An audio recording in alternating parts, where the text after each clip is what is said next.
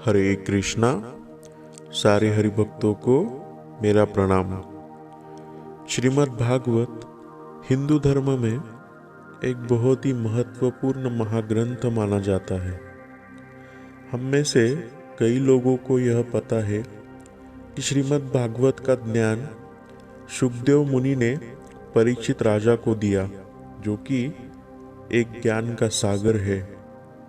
और इसमें ऐसी कई सारी सुंदर सुंदर कथाएं हैं जिससे मिलने वाली सीख हमारे जीवन में पल पल बहुत ही लाभदायक और एक आदर्श उदाहरण के समान है।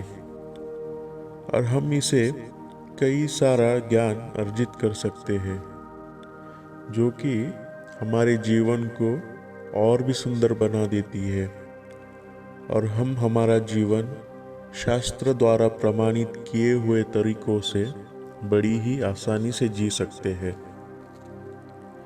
वैसे इस ज्ञान का सागर श्रीमद् भागवत महापुराण की रचना शुकदेव मुनि के पिताजी यानी श्री महर्षि वेदव्यास ने की थी। तो आज हम इसी से जुड़ी एक कथा सुनते हैं और यह भी जानने की कोशिश करते हैं कि ऐसी क्या वजह थी जिसके कारण महर्षि वेदव्यास ने इस महान ग्रंथ की रचना की। यह एक बड़ी ही अद्भुत कथा है और जैसे कि हर एक कार्य करने से पहले उसके पीछे जो उद्देश्य है उसे समझना बहुत ही महत्वपूर्ण होता है, जिससे कि वह कार्य बड़ी ही आसानी से पूरा किया जा सकता है। उसी तरह श्रीमद् भागवत को समझने से पहले उसके रचना के पीछे जो उद्देश्य था वह समझना बहुत ही महत्वपूर्ण है, जिससे कि आज हम इस कथा को समझने की कोशिश करेंगे। तो चलो इसी सुंदर और अद्भुत कथा को प्रारंभ करते हैं। हरे कृष्णा। वेदव्यास यह महर्षि पराशर के पुत्र है और उनकी माता का नाम है सत्यवती। व्यास जी त्रिकाल ज्ञानी थे। एक दिन वे सूर्योदय के समान जब सरस्वती नदी के किनारे बैठकर चिंतन कर रहे थे, तब उनके ध्यान में आने वाले समय में दुखी और कष्टी लोगों को देखा। हर एक इंसान दुखी था और वह सब नास्तिक बनते जा रहे थे। उनका जीवन भाग्यहीन दिखाई दे रहा था। यह सब देखने के बाद व्यास मुनि चौंक गए। तब व्यास मुनि ने लोगों के हित के बारे में सोचा और तब उन्हें लगा कि ऐसे दुखी और भाग्यहीन लोगों को किस तरह से मदद की जाए। और तब उन्होंने सभी इंसान को उनके दुख से बाहर निकालने के लिए और उनकी नास्तिकता को दूर करने के लिए वेदों को 4 भाग में विभाजित किया। और इस तरह उन्होंने ऋग्वेद, यजुर्वेद, सामवेद तथा अथर्ववेद की निर्मित की। इसके अतिरिक्त उन्होंने पुराण के रूप में एक 5वां वेद भी बनाया, जिनके आगे कई सारे विभिन्न भाग बनते गए। समस्त मानव जाति को इन ग्रंथों से ज़्यादा लाभ हो, इसके लिए उन्होंने इन ग्रंथों को अधिक से अधिक सरल बनाया। परंतु यह सब करने के बाद भी व्यास मुनि के मन को तृप्ति नहीं हुई। वह अभी भी यह तय नहीं कर पा रहे थे कि उन्होंने यह जो ग्रंथ लिखे हैं वह समस्त मानव जाति के उद्धार के लिए पर्याप्त है या नहीं। ऐसे निरंतर जन कल्याण की चिंता करते हुए वह सरस्वती नदी के किनारे दिन रात चिंतन करते रहते थे।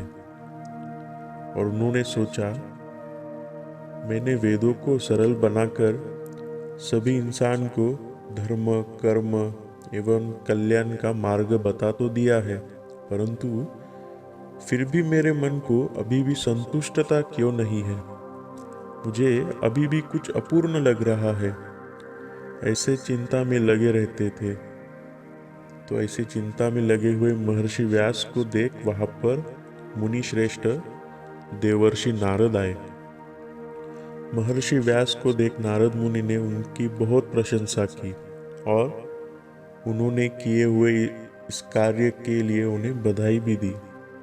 उन्होंने व्यास मुनि से कहा कि इतना बड़ा कार्य करने के बाद भी आप शोक में क्यों हो।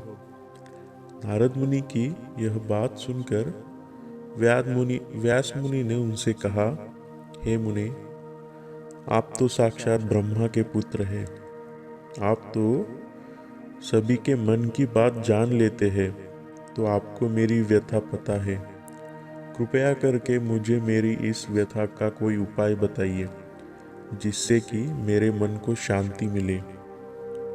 यह बात सुनकर नारद जी ने स्मित हास्य करते हुए महर्षि व्यास से कहा, आप तो परम ज्ञानी हैं और आपने यह कार्य किया है, यह कोई साधारण कार्य नहीं है, परंतु फिर भी आपके मन को शांति नहीं है। इसका कारण यही है कि आपने उस भगवान के निर्मल यश का गान नहीं किया है।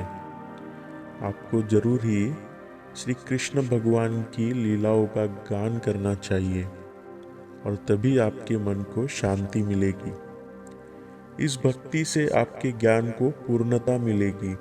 आपके ज्ञान भंडार में यह ईश्वर भक्ति मिल जाएगी, तब इन सभी लोगों का पूर्ण रूप से उद्धार हो पाएगा।